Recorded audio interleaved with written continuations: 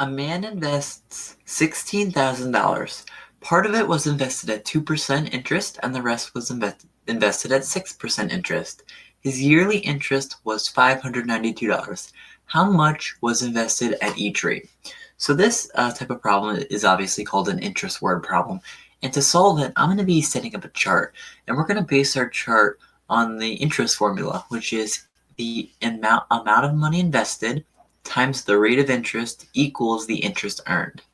Now, down the left side of our chart, we're going to list our two different types of investments that we're dealing with in this problem. Let me just get a different color. We are dealing with a 2% investment. It doesn't matter which one comes first. Let's just put the 2% investment first. So 2%. And actually, yeah, 2%, and then we're going to put our 6%. Oh, you can write the word interest, doesn't really matter. Yeah, let's just write that, interest. Okay. Now, we know that we don't know the amount of money invested at each rate. We do know that he invested $16,000 though. So remember that when we are given a sum of 16,000, or when we're given a sum of 16,000, we can break the 16,000 down into x and then 16,000 minus x. Now it should make sense. Whatever x is at the 2%, and then 6% is the 16,000 minus x. For our rate, we just translate our two percentages to decimals. So 2% means the same thing as 2 over 100, or 0.02. And then 6% is 0.06. Now, all we have to do here is just multiply the amount invested times our rate. So we have x times 0.02, or 0.02x. And then 16,000 minus x times 0.06, or 0.06, times parentheses 16,000 minus x. And then in our third box down here, we're just going to put our $592. Now it should make sense that the amount of money that the man invested at the 2% interest plus and the 6% interest should add to the 592. So we can set this up as an equation. We can set this up as 0.02x plus 0.06 times parentheses 16,000 minus x equals 592. Now from here, you can solve this equation involving decimals a couple of different ways. I'm personally just going to get rid of the decimals. Decimals are not fun to work with. They're difficult to work with. So I'm just going to get rid of them. And to do that, I'm going to multiply, or first notice that we have a decimal taken to the hundredths place here, 2 places, because we have a digit. We have 2 digits to the right of the decimal point.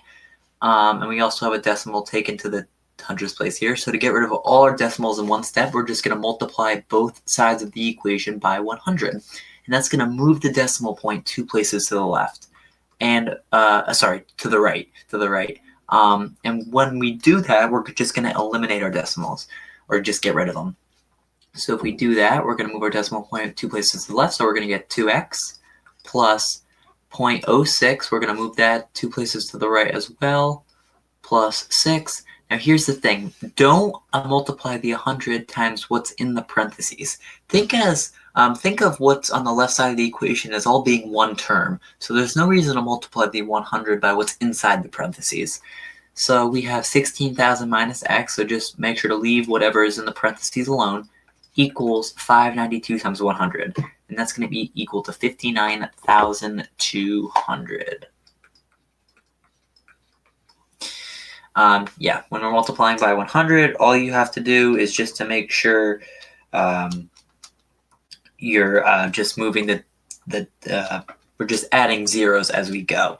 So from here, we're just going to distribute the 6 through the parentheses. So we're going to get 2x plus 6 times 16,000 times 16,000, just using a calculator.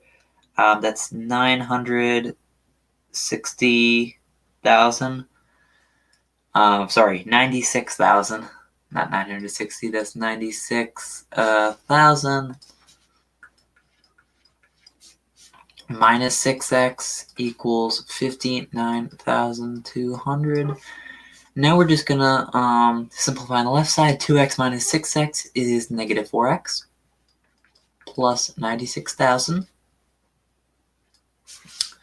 Let me fix that. There we go.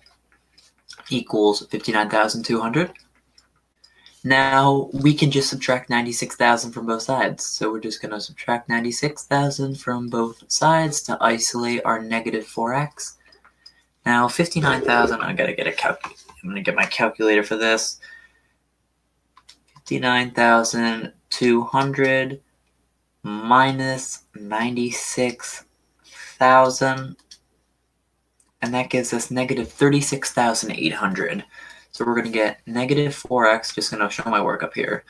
Negative 4x equals negative 36,800. Now just divide both sides by negative 4 and divided by negative 4. And we're going to get 9,200. So we know that x equals 9,200. I'm going to write that over here. So we know that the man invested 9,200 at 2% interest, and he invested 16. Oh, I should have put 16,000. Sorry about that. I gotta fix that. Oops. 16,000 minus. Oh, that's a different color. That's 16,000 minus 9,200. So 16,000 minus 9,200, or 6,800